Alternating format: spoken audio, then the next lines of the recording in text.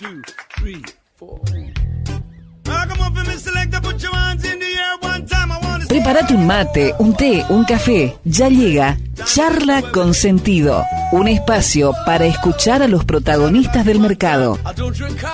Auspician este bloque. Grupo IEB, empresa líder en el mercado financiero, brindando soluciones de financiamiento a individuos y empresas. Grupo IEB, agente de liquidación y compensación y agente de negociación integral con matrícula CNB 246. Net Finance, acompaña el crecimiento de las inversiones personales y el financiamiento PYME, optimizando su flujo de caja desde el litoral y con presencia en todo el país. Net Finance, agente asesor global de inversión, matrícula CNB 1158.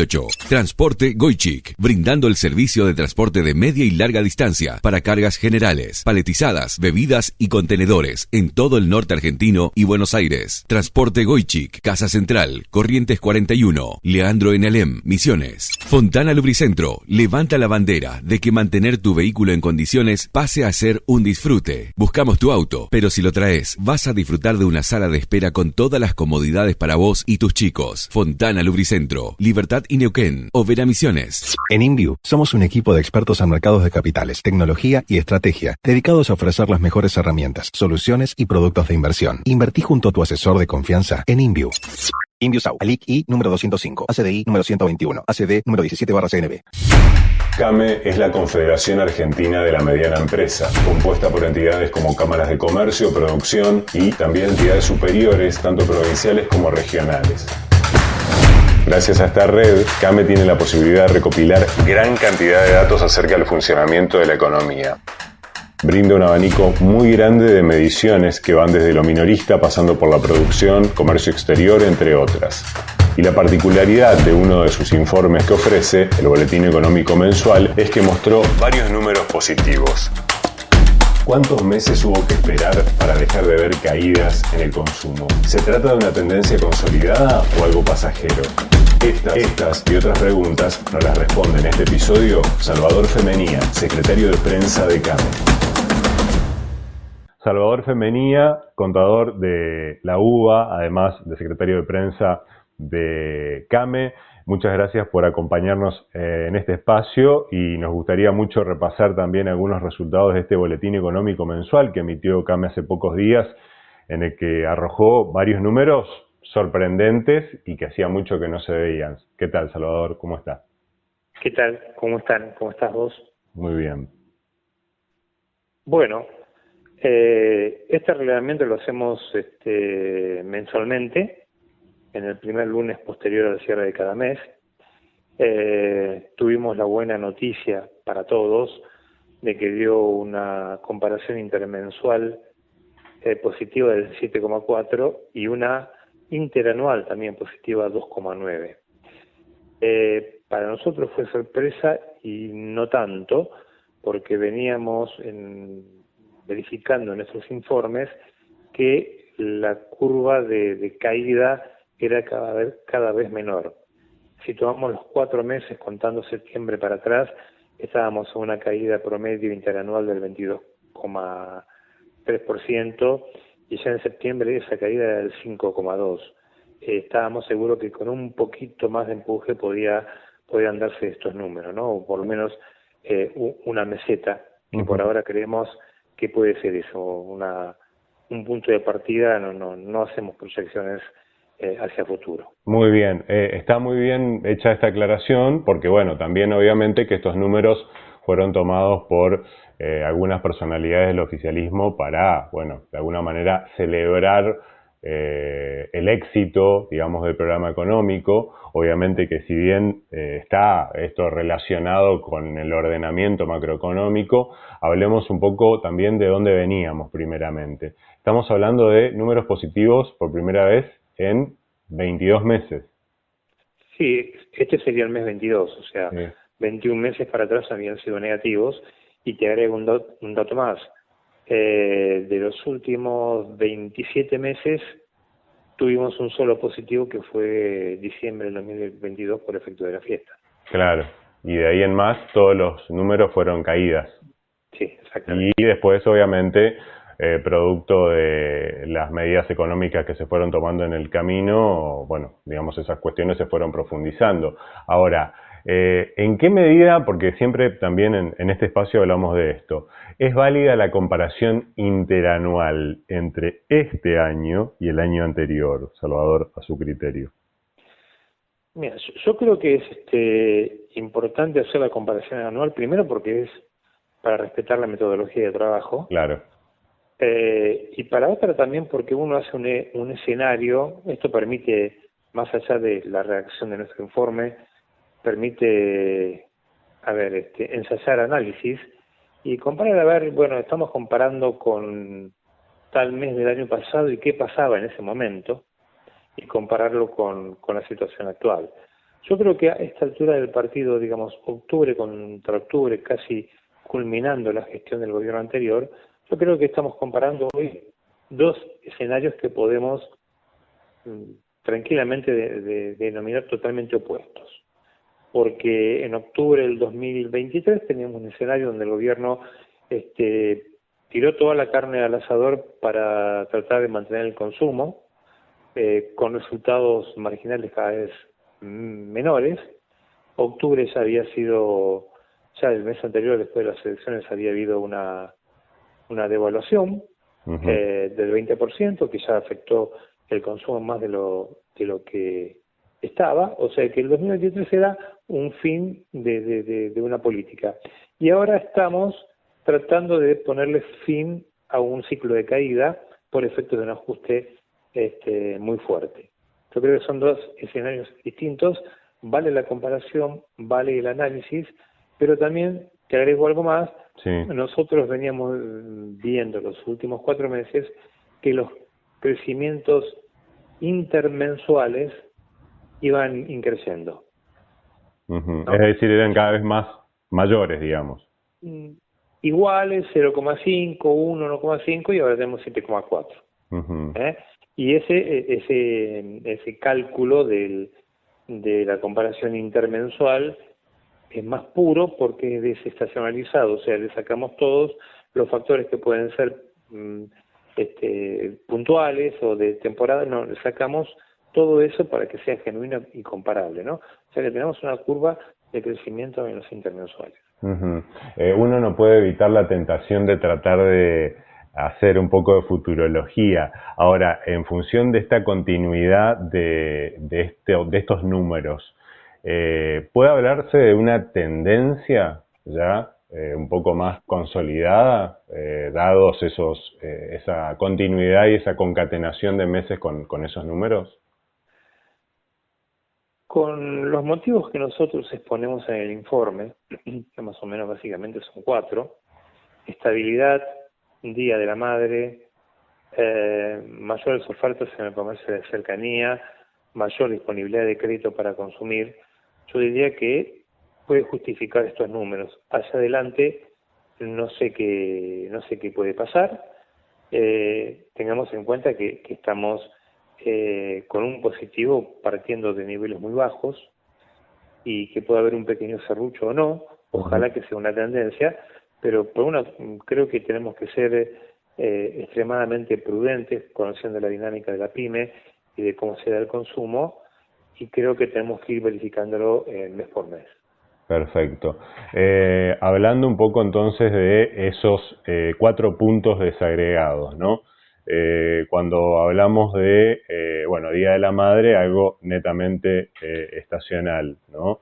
En lo que se refiere a comercio de cercanía, ¿cómo se produjo o en qué medida ustedes pudieron, si se quiere y si es que se puede, relevar por qué la gente fue a comprar al comercio que tiene en su barrio, digamos, en vez de dejar de ir a comprar a un mayorista o a un comercio más grande? Yo te voy a mencionar los análisis que hacemos nosotros, que después habrá que confirmarlo con el transcurso de los meses. Pero hay 2 factores que se desprenden de uno mismo, que es la estabilidad. Precios más estables le permite al comercio de cercanía animarse ya a jugar un poquito más con su rentabilidad y ofrecer promociones y descuentos más allá de las ayudas que son algunas billeteras virtuales. Y por otro lado también hace efecto en la confianza de la gente, porque hace unos meses atrás, si bien ya existían las cuotas, pero estaba el temor de no poder pagar al mes siguiente o no tener la seguridad de continuar con el empleo. Pues yo creo que la persistencia de números relativamente bajos, y digo, aclaro relativamente porque son un número fantástico para lo que teníamos, pero para una economía normal todavía son altos, pero bueno, estamos en una meseta bastante ponderable, y yo creo que a la gente le da más confianza como para decir, me meto en 3 cuotas o en 6 cuotas, estoy un poquito más seguro, es más previsible, porque te imaginas que en un contexto de inflación, yo digo, como comerciante hago un descuento y después cuando voy a reponer, tengo que reponer por el doble de lo que he vendido, ¿no es cierto? Esa situación es más previsible. Totalmente. Y es interesante también hacer un pequeño desagregado. Hubo ahí también un incremento muy importante de un rubro que venía muy castigado, que era alimentos y bebidas, ¿no? Sí, y ahí creo que tenemos que hacer una relación con lo que te contesté anteriormente, que es el comercio de cercanía, el pyme, micropyme y pequeñas pymes, que son los comercios de cercanía. Habíamos perdido demanda a manos de los hipermercados y los autoservicios mayoristas, por 2 efectos totalmente diferentes. Hipermercados, porque venimos con esa tendencia desde precios justos, que no nos quedamos afuera, y la gente fue a buscar esos precios a los supermercados grandes. Claro. Y con los autoservicios mayoristas, porque aprovecharon de un poco la falta de previsibilidad, cuando en la parte final del año pasado había mucha plata circulante y sabían que se desvalorizaba, la gente decía, bueno, nos cubrimos y nos tomó demanda. Aparte generándole al autoservicio mayorista una renta superior a lo que tenían normalmente, ¿no? Yo creo que hoy, con la estabilidad, el comercio minorista tiene otra herramienta y puede recuperar esa demanda. Y creo que ahí se ve un poquito en alimentos y bebidas. Y en los demás rubros también, porque hay algunos otros rubros que por ahí, si se quiere, eran cosas que la gente venía postergando, si se quiere. Por ejemplo, ahí tenés un rubro que aumentó, a ver, te lo digo de memoria, 10,3, que es calzado y marroquinería. Sí. Que eso puede ser por regalos para el Día de la Madre, pero también creo que, como decís vos, parece que podemos encontrar un resto para comprar algo que teníamos postergado. Claro. En este caso lo que se vendió más fue calzado de temporada, más liviano para el verano, cosa que no lo veíamos en el invierno. Claro. Y el rubro de reparaciones a partir del consumo en ferreterías, por ejemplo, ¿no? Y materiales. Sí, ahí tenemos englobados ferreterías y materiales de construcción, que también responde, creo que a refacción, algún pequeño arreglo en el hogar que antes no se dejó de hacer. Claro. Así que bueno, eso digamos está mostrando por ahí algún número verde. La amplitud de lo que ustedes miden les permite también hacer un cruzamiento, porque ustedes miden, por ejemplo, producción industrial pyme, mirando un poco la generalidad de todos esos datos estadísticos con los que cuenta CAME. Podemos describir, digamos, un panorama general que de alguna manera también está caracterizado por estos mismos términos que usted nos mencionaba, estabilidad, y que, bueno, también el consumidor se está animando a partir de que, bueno, se encuentra con que las cosas no aumentan de un día para el otro y con que va a tener una seguridad también como para poder pagar esa cuenta, de poder embarcarse en alguna cosa, y en qué medida esto también lo implica al propio comerciante, digo, como para eventualmente ir, digamos, a lo mejor haciendo sus mejoras, también ofreciendo un mejor servicio. Sí, a ver, estoy convencido, porque creo que la historia sí lo determina, cuando hay hechos disruptivos que son muy profundos. El más cercano que tenemos es la pandemia. Nunca salimos volviendo a la situación anterior.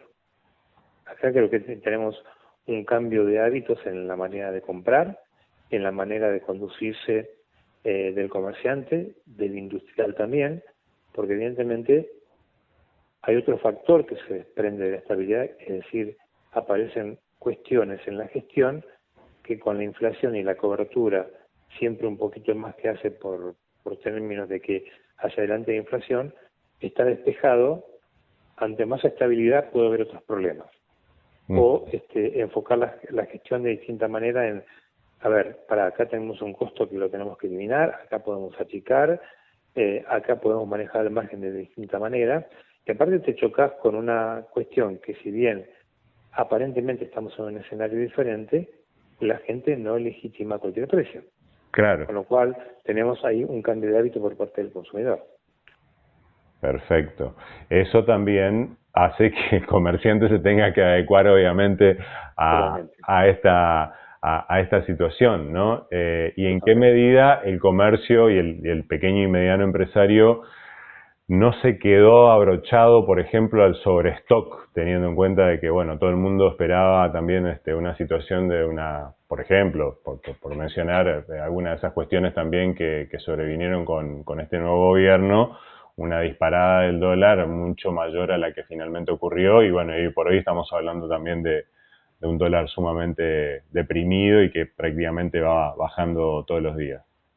Sí, ahí tenemos un efecto que se ve, que se estuvo viendo ya a mitad de año y un poquito menos, y todavía se mantiene en algunos productos puntuales, es que, decir, a este precio no vendemos. Tenemos que retroceder un poco. Yo creo que al comerciante también le costó deshacerse de los stocks que se constituyeron por una cuestión de cobertura.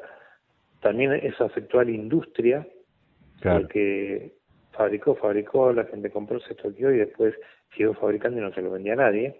O sea, todo lo que fue stock, capital, que termina siendo financiamiento de stock, es bastante caro, y hubo que mantenerlo durante bastante tiempo porque la economía no reaccionaba.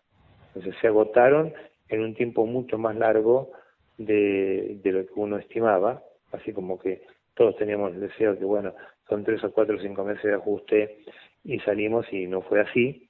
Yo creo que hasta es lógico que no haya sido así, pero bueno, todos queríamos salir de la situación en que estábamos, ¿no? Totalmente. Pero hacia adelante tenemos un cambio de manejo de los negocios, otro manejo de los costos, otro manejo del personal, y sobre todo la gestión de qué hacer con lo que tenemos y cómo ir cubriendo lo que se nos acumula también, ¿no? Totalmente. A propósito de eso, bueno, también podemos hablar de que esta inflación decreciente le permitió también al comerciante y al empresario otro horizonte desde el punto de vista de la recomposición del salario de sus empleados, ¿no? A propósito de todo. En eso todavía no vamos a tener un efecto muy palpable, porque esto recién quizás una curva ascendente. Llegamos acá muy jugados. Esto simplemente fue un poco de aire, pero los problemas persisten. Más o menos arriba un 20% todavía está manifestando que le cuesta disponer del dinero en el momento de pagar los sueldos o pagar el 931. Creo que son problemas que todavía falta un largo camino por recorrer, y que creo que también con el tema del empleo por ahí lo que se puede ir regularizando es recuperar horas que por ahí se dejaron de cumplir pactando con el empleado para mantener el empleo, ¿no? Yo creo que ahí todavía hay un colchón. ¿Qué esperanza tienen, por ejemplo, en lo que tiene que ver con la desregulación de algunas cuestiones laborales? Mira, creo que hubo cosas que quedaron plasmadas en el capítulo laboral de la Ley Bases que son bienvenidas para el sector. Algunas cuestiones todavía tienen que aclararse. Creo que se desactivaron bastante el tema de la conflictividad laboral, que realmente muy caro nos cuesta a las pymes. y creo que lo vamos a notar más en el momento que haya un incremento de la demanda laboral. Claro. Esperemos que para todo el sistema, inclusive el sistema jubilatorio, esto dé lugar a que se pueda tomar personal en blanco. Esa Porque podría, aparte es sí. un deseo del que necesita empleo, y dicen el deseo es tener un empleo en blanco. Claro. Salvador, estamos charlando con Salvador Femenía, es el secretario de prensa de CAME. Salvador, ¿esa sería la muestra de confianza, así como la muestra de confianza de consumidores, a lo mejor endeudarse para poder comprar las cosas que no compraba? ¿La muestra de confianza del comerciante y del empresario sería comenzar a tomar nuevo personal? Sí, yo te decía con la respuesta anterior es que yo creo que todavía va a tener que reacomodarse el personal que teníamos y vamos a necesitar un recorrido de recuperación sostenido en el tiempo como para empezar a ver las reales demandas de trabajo. Seguramente la industria puede reaccionar más rápido a la demanda de trabajo, no tanto así el comercio. Creo que va a tardar un poquito más. Por lógica, estoy hablando de una lógica, puede ser que esto se acelere un poquito o no, pero si se acelera un poquito, sí, yo creo que se va a normalizar las horas que se trabajan y puede llegar a generar más demanda de empleo. ¿O hay alguna otra señal que ustedes creen puede ser, digamos, tomada como más consistente a la hora de decir, bueno, a partir de ahora hacemos esto porque sabemos de que las condiciones se van a mantener, de que la inflación va a seguir controlada o decreciendo? El principal problema es la cuestión salarial, además de cumplir también con las obligaciones impositivas, o por dónde pasan algunos de los otros problemas por ahí, por decirlo de alguna manera, también más cruciales para los sectores que están comprendidos dentro de CAME. Yo creo que acá lo que tenemos que tener en cuenta, ponderar como lo estamos ponderando, valorarlo como lo estamos valorando, creo que es el mantenimiento de la estabilidad, porque te deja planificar de otra manera. Venimos de muchos meses en el día a día a ver cómo nos arreglamos con cambio de condiciones en el mercado, por ejemplo, con altos niveles de inflación que el comerciante se tuvo que acostumbrar a dejar de entregar cheques y buscar el efectivo porque si no, no tenía mercadería de reproducción. Creo que la estabilidad, si se mantiene en el tiempo, va a permitir planificar de otra manera. Y ahí se abre otro panorama, ¿no? Pero creo que hay un camino por recorrer. Hay cuestiones que se ponen en duda, que economistas tienen dudas. Bueno, todo eso la gente lo hace pensar y lo hace ir con pie de plomos cada paso que da, ¿no? Claro, yo justo antes de que charlemos leía un informe de una consultora privada que hablaba de que técnicamente terminó la recesión porque según esa definición dos trimestres de PBI mensuales positivos después de uno negativo supuestamente significaría fin de la recesión. Ustedes serían un poquito más cautos eventualmente como para aseverar un... Sí, sobre todo por nuestro sector. No soy economista, pero bueno, ten en cuenta que hay sectores que arrancaron antes que nosotros. Sí. En cuanto a lo más positivo, yo te podría decir, bueno, los grandes sectores hoy que mueven la economía, que son el campo, la extracción de combustibles, la actividad minera, el sector automotriz, que dependen de otras cuestiones, como son las inversiones, por la rentabilidad y por las posibilidades que hay a futuro. El universo PYME depende mucho del mercado interno y ahí depende del salario real. Y si en este momento tiene una curva de ascendente muy tenue, y muy leve. esa es la velocidad que vamos a tener en la recuperación del movimiento interno, ¿no? Obviamente que si esto se consolida, por ahí esto se puede acelerar un poquito. En la medida que esto se consolide, que se puedan estabilizar las rentabilidades y sobre todo que haya un poquito más de cordura por parte de los organismos de recaudación y de las legislaturas de no poner tantos impuestos, porque más allá de que uno espere que pague impuestos, en las provincias y en los municipios tenemos aumentos. Totalmente. Y eso nos pega directamente en la rentabilidad. O sea que hay un montón de factores para corregir, pero ya te digo, para mí lo valorable es la utilidad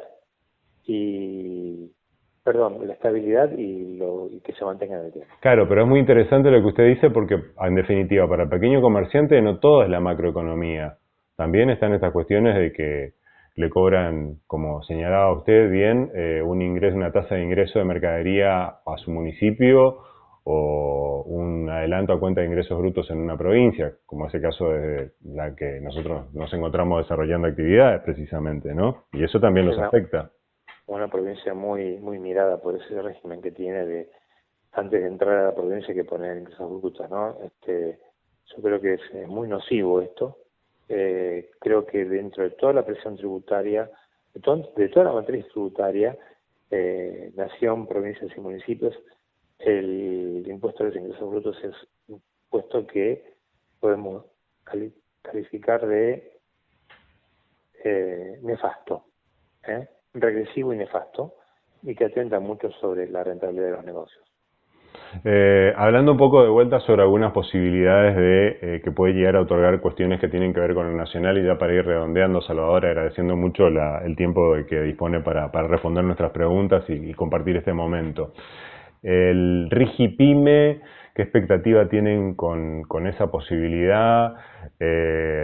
Y también en qué medida esta nueva situación, ¿no?, de que ya ahora el Estado no necesita tanto de los bancos y los bancos pueden trabajar de bancos, y también en el propio mercado de capitales, tema que nosotros también nos dedicamos bastante intensamente acá, se pueden convertir, digamos, en posibilidades como para que el comercio pyme argentino y de las distintas provincias pueda encontrar alternativas de financiamiento y de crecimiento.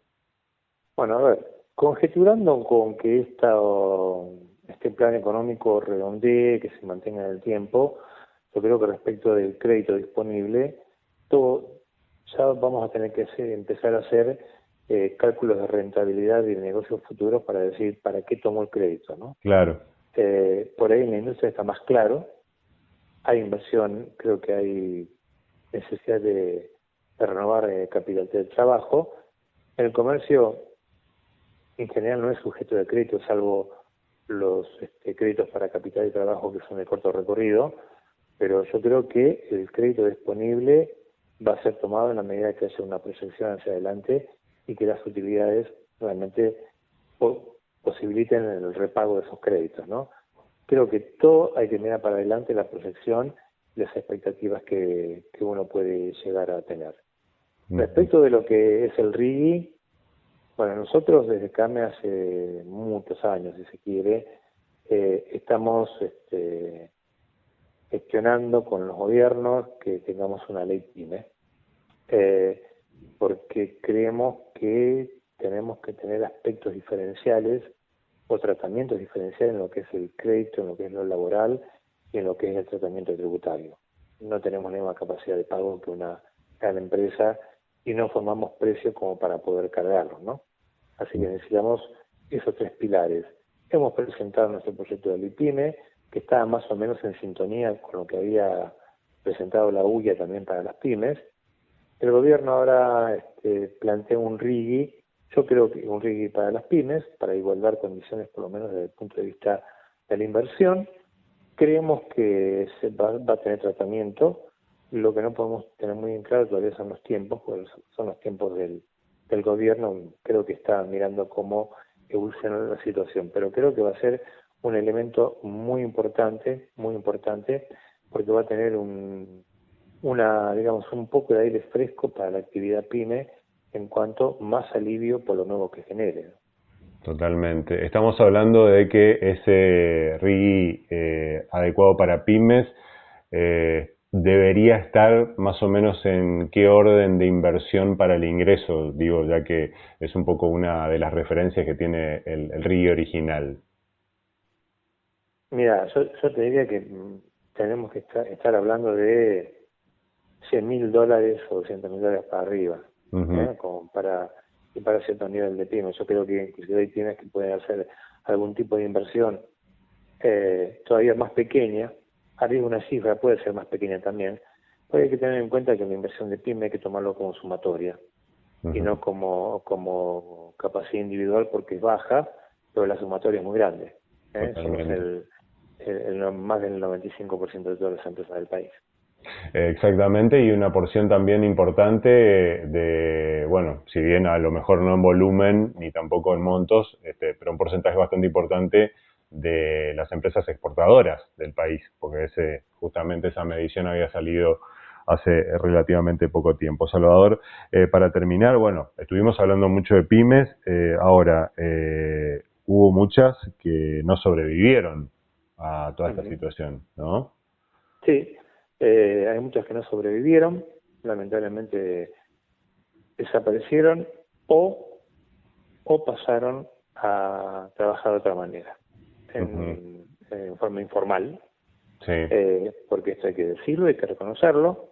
Tenemos que tener en cuenta que la mayor cantidad de pymes son micropymes y pequeñas pymes, que son casi, te diría, en su gran mayoría, proyectos familiares, tienen que buscar la forma de seguir adelante, porque si no, ¿qué? ¿No? Si no, ¿qué?